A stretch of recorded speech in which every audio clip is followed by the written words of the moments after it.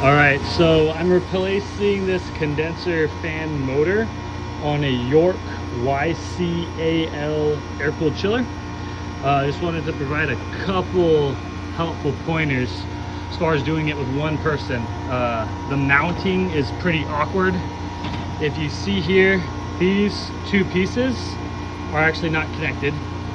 So I drilled and put some larger Tech screws in there to hold it together. Otherwise, this will actually kind of come apart and it's not very stable. The only thing that's holding these together are the bolts that hold this motor on. So even with that, it can be a little tricky to get this motor on here with one person in particular, and I'm sure a second person would help out a lot, or you could use some type of gantry. But what I did here was put this bolt on with one nut. So I tightened that. That allowed me to have some threads, so that with two hands I put this motor right here, and I did already have this one threaded on here.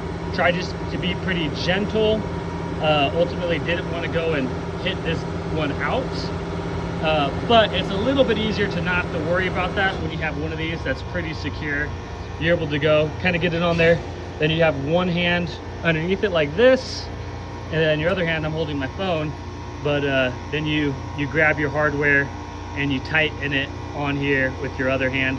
Still a bit tricky, but secure enough that I felt comfortable doing it. Obviously this is something where you have the coils right underneath it. You really don't want to risk dropping that motor. Would be really bad. One thing I've learned also is going and getting the wiring in here can be a real pain, especially mostly this ground wire. So cut it, and I'm just going to wire nut it inside here. But if you look in there, trying to access this little guy and put the forks under here when you're leaning over within this thing, a little bit tricky.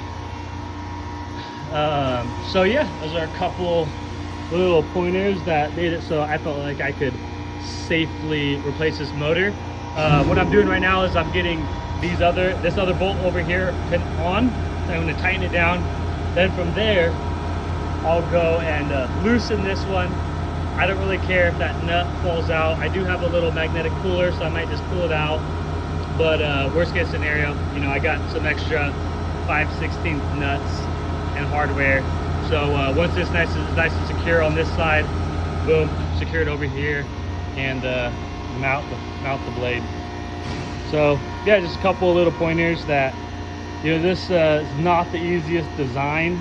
You know, a lot of condenser fan motors have something that this will sit in, but yeah, not my favorite design.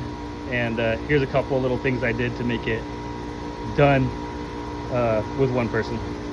One last thing is the blade here takes a little bolt to fasten it down top of this big washer, and just be real careful, because on the left, see it's 8.8, that's metric.